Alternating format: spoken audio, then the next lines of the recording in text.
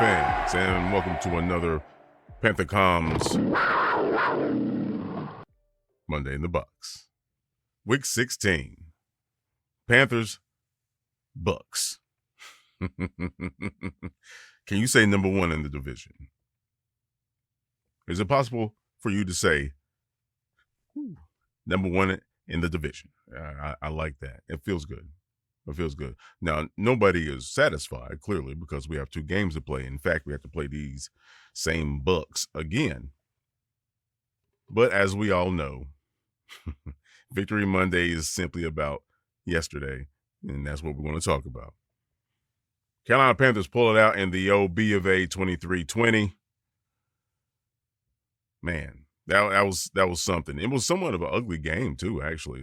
Neither offense really got off like that. And I'll jump into that in just a second. But, man, I mean, if you simply look at the quarter, the scoring by quarter here, we got, Tampa had 7, and we had 3 in the first, and they had 3, and we had 10 in the second. That's where we won the game. That's the only quarter we actually outscored them on. Came out in the second half.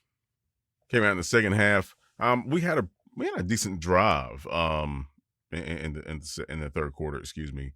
And obviously that produced some points.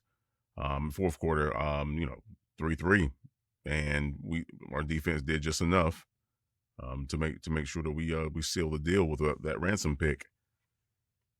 Shout out again to Dan Morgan, and I've been giving them shout outs all freaking season. Shout out to Dan Morgan and his talent scout team. My gosh. Undrafted free agent who was balling his tail off. If you don't know who that is, then you need to ask somebody, right? Jimmy had a nice chunk yard on that jet sweep. You had obviously Ransom, rookie. Nick looks like a seasoned pro already. But folks, he's not even 20. What? He just turned 21. He just turned 21 years old. It's something. All right, so. Speaking of scoring, let's talk about the scoring summary real quick. And again, this is coming from the official National Football League game summary via PDF. Shout out to staticnfl.com. I mean, the most detailed breakdown you can get. Right, this is what the teams use, and I can see why, because their breakdowns are crazy, and they break it down by quarter too. I'll put the link in the podcast write up. But yeah. So this is where this is coming from. Okay, so anyway, so Carolina, Fitzgerald hit a field goal for 3. Then they hit Evans in the corner from Mayfield for a touchdown, and then McLaughlin had a field goal, a 23-yarder, and then Fitzgerald came back with a 41-yarder. That was actually, that field goal right there set us up to win the game by Fitzgerald. Fitzgerald had a damn good game. But yeah, that field goal at the end of the third, going into the second half, that put us in position to win the game. So kudos. Thank God they finished that drive off. But yeah, so Tetairoa got his 22-yarder, great pass by Bryce, lead him out there, excuse me, so he can separate himself from the defender. Man, but Canales is extremely dangerous on those third, fourth, and short. Dangerous because he will dial it up on you. He don't care. People talking about earlier in the season he don't trust Bryce. Actually, I think he was holding Bryce back, to be honest with you. And it just so happens we get Coker back, and all these other things starting to click too. Because who do you guard? And I'm not going to pick on XL. I'm not. But anyway, let's stick with the scoring summary here. All right. So Tucker had that 1-yard run from Tampa. JT got his first touchdown of the season. Well, nice little scramble from Bryce. I was worried when he got his ankle stepped on, by the way. I was really worried about that. Again, this is testament to how tough Bryce is. Plain and simple. Then McLaughlin had that 50-yarder. And then, Bryce got us down the field. Fitzgerald lined it up, 48-yarder, and that was a game winner, right? And then, of course, we know what happened with with Baker and Ransom. Indeed. Okay, so let's talk team totals real quick in comparison, obviously. So the Buccaneers had 20 first downs. We only had 16. All right. Total net yards, they had 296. We had 275. Like I mentioned, folks, it wasn't a high-powered offense kind of game. This relied on efficiency, and we were more efficient. Okay, interesting. Rushing yards, 169 for the Bucs, barely over 100 for us. And I guarantee you, Baker Mayfield had the majority of those rushing yards. Passing yards, they didn't have a lot of passing yards. People were talking smack on some of my video comments about Evero, and they're playing that soft zone again, this, that, and the third. Yeah, excuse me. They had 145. They had 145 total passing yards. Yeah. Well, he had 19 carries for 71 yards, but but Baker had 49 of those 169 yards himself. And White had 45 yards rushing, a 9-yard average, but nonetheless. Bryce, 21 of 32, 191 yards. Efficient, man. He didn't have a turnover. Baker did. Threw for 2 touchdowns. No Mike Evans. no Godwin. No Egbuka. Egbuka had probably one of the bigger catches of the game overall. He only had 2 targets. That's what happens when Mike Evans come back. He had 5 receptions off of 9 targets. But see, this is why I don't understand. If you're going to talk about Evero, you might want to look at the stats. Mike Evans only averaged 6 yards per catch. Godwin, 6 yards per catch. The highest yard per catch was Egbuka, and that's because he caught a bomb on us. Broken coverage. I mean, Nick Scott, you know how fast this kid is. That's why he's been ripping it up. And you see him beelining it off the line of scrimmage, and coming across your face at full speed, and you're late getting over there, bro. Like what? If he runs with him, which was hard to do, if you maintain top leverage on that route, it's gonna be harder for Baker to get that ball in there. But yeah, I don't understand why people are talking about Evero like that. I mean, we made the Bucs look like the Jets from a yardage standpoint. All right. Then you look at Tetairoa. He had 10 targets for 6 catches. Rico had 4 catches off of 6 targets. Okay. Jalen Coker, 5 targets, 3 catches. That one should have been a PI, but I'm not going to get into that. Jalen was averaging 15.7 a catch. Tetairoa was averaging 12.2 a catch. Come on, man. Stop playing. God. Xavier, 3 targets, 1 catch. Come on, man. That's 3 targets you could have broke up between Jalen and Tetairoa. Man, Leggett, you do not look like a first-round pick, bro. Do not look like a first-round pick. And that's a shame. That's really a shame. Excuse me. That's really a shame. Because, come on, man. You're going out there working with the route god, and how does doing all that? How does that help your hands, bro? It doesn't. If you want to get the ball thrown at you like a pro quarterback, you go work out with the pro quarterbacks. Only. I'm not going to go to the high school. I'm not going to go learn from a guy who's not playing in the league right now, who doesn't have a reputation with people in the league. You don't see all these big time receivers on camera doing this, that, and the third, bro. We had a receiver on our team that did all that. Oh yeah, I'm a route god. He's not even playing because it's about your freaking attitude. It's about your work ethic. It's about your ability to be a teammate. Xavier has those. He has those tangibles. He just needs to get his game right. And I really think he's hating himself for wasting an off season doing commercials and this, that, and the third.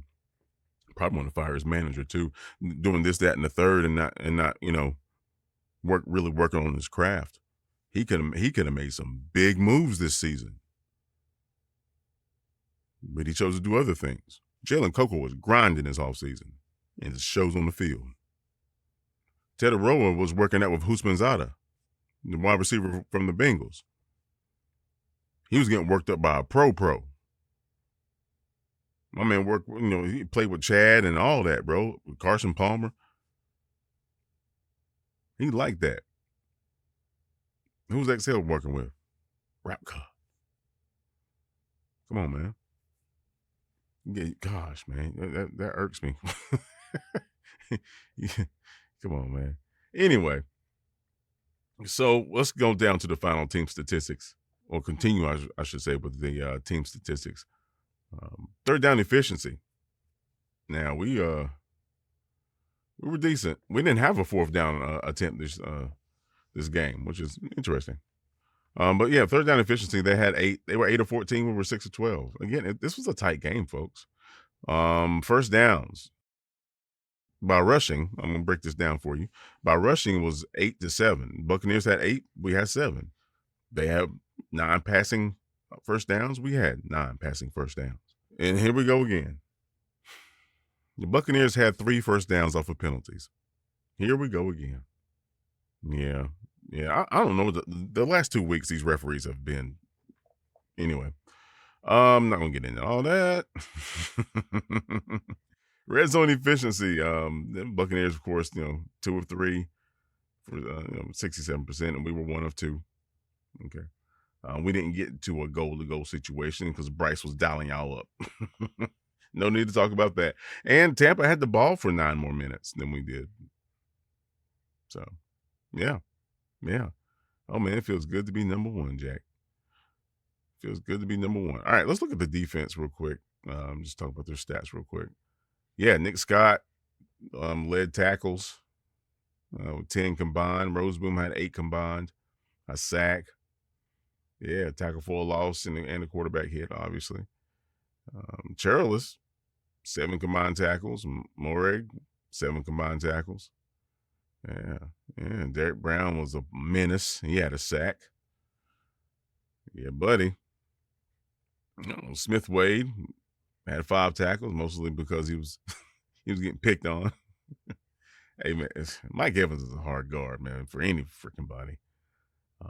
Nick Scorton, man, hey, tackle for a loss, 4 combined tackles. He was in it, man, but he was really a menace. He made Baker really uncomfortable back there. JC had a tackle for a loss. Mike Jack had 3 pass deflections. They were trying to pick on him, and he wasn't having it. After that touchdown, he got dialed up on. Good stuff, man. Good stuff. He had a tackle for a loss too, but 3 pass deflection. That's huge. Good job. Bob Brown, 2. Yeah, man. Guys were flying around. And of course, Ransom with the INT. And he also had the pass deflection. Yeah, man. I love to see these young players really flashing, man. And people have to also remember, folks, JC doesn't have as many miles on his legs as somebody who would have been playing each and every season, full season. He missed an entire season almost.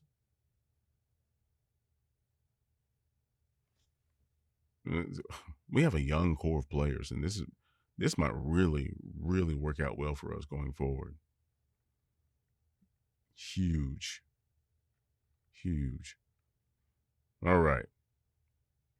Now I'm going to do a play-by-play breakdown real quick of the second quarter. The second quarter is exactly where we won this game, outside of the pick from Ransom. The second quarter. Now, I say that about Ransom because that was the only turnover. Baker was playing a really clean game up until that point. The second quarter is when we won the game, all right? So we start off with the 2nd and 7 with Tampa Bay 13-yard line. And I remember this because this really irked the heck out of me because we gave them yards. One of those first downs we gave them, I believe. Yeah, legal use of hands. Yeah, yeah. Anyway, Bucky Irvin, left guard, ran off the left guard for 6 yards. All right. Then they get into a no huddle situation, and they were trying to do a hurry up on us too, like the Saints were. And apparently Evero got them lined up and ready to go. It helps that Roseboom was out there barking out the calls, but they tried it. So they run again. And Baker had an incomplete pass incomplete, short right to Evans. Yeah, the Mike Jack, and they're on the play. And this is where it was 4th and 4 on our 30-yard line, Carolina 30-yard line. It was 12 minutes and 20 seconds. McLaughlin kicked that field goal, and they got Ashawn for unnecessary roughness, 15 yards, and all that BS. And what happened? They moved the ball, but they didn't get the touchdown. They had a fresh 4, right, on the Carolina 15-yard line, and this defense stepped the hell up. That was huge. Because if Tampa Bay scores a touchdown right here and we do what we do, we lose the game. Okay?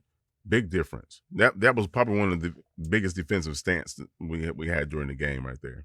That was huge. That's why I say we won the game in the second quarter. One of the reasons. And the next reason is how we finished the second quarter. This drive is where Leggett dropped a ball or two, I believe. Okay? Right?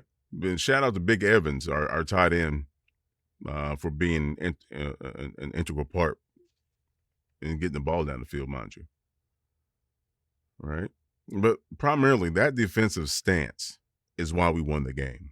That is why we won the game. So Bryce got us down the field for Fitzgerald's field goal. It was a 41-yard field goal. Okay, we couldn't get the ball going.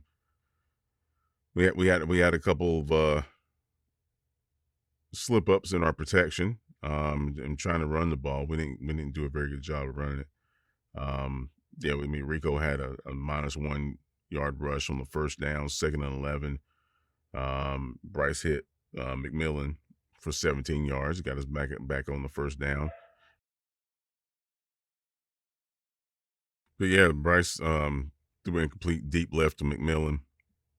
And then he had another incomplete short right to McMillan. Yeah, that's the one I was like, I should have been the PI. But anyway, but yeah, Fitzgerald hits that 41-yarder, right? So it was a match right there. Our defense held up; they got 3. Bryce got us down the field. We got 3. Okay, but we won the second quarter on that drive that started at the 106 mark, mind you. Okay, on our 37. And Bryce Young just starts going off, hitting McMillan for 8 yards. Rico goes off the left yard for 3. Off the left guard for 3, hitting that B gap. Again, incomplete pass to Leggett on first down. Short right to Leggett. That's when he got those yaks. He got 12 yards off of that. Good strong run right there. Then he hits Rico with a short pass. Then he comes back to Coker for that 8-yarder, right? We call a timeout. Then he hits Rico. Rico for 8 yards. And then that 12 seconds left in the second quarter, Bryce Young hits McMillan for 22. Boom. That's what we won the game right there. The defense stood their ground after that 15-yard penalty. Instead of giving Tampa Bay a touchdown, we held them to 3. We come down, we get our 3. Then we come back down just a little over a minute left in the second quarter and get it done. And the rest is history pretty much. We only had the ball for 4 minutes in the second quarter. 4 passing first downs. But we had the ball for 4 minutes and 4 seconds in the second quarter, and we won the quarter and we won the game because of that. Great job. Yeah, so we got Seattle next. Should be interesting. Their defense is, in my eyes, their defense is a lot better than Tampa Bay's. But we all know Sam Darnold is somebody who likes to turn the ball over too. So this is going to be great. Last home game of the season. If Bank of America is anything like it was yesterday, woo-wee. All right. So thanks again, y'all. If you haven't subscribed to my podcast, please do. And if you have, thank you so much. It means a lot to me, right? 'Cause I don't get to talk football with folks on a grand scale or on a daily basis, for that matter. All right, so this is a great outlet for me, and you guys, reaffirming what you're hearing, and and giving me your engagement. It means a lot. So it's all about Panther Nation, baby, and that's how we roll. Well, thanks again. Thanks for checking out the Panther Comms podcast. And by God, come on, y'all. Keep pounding.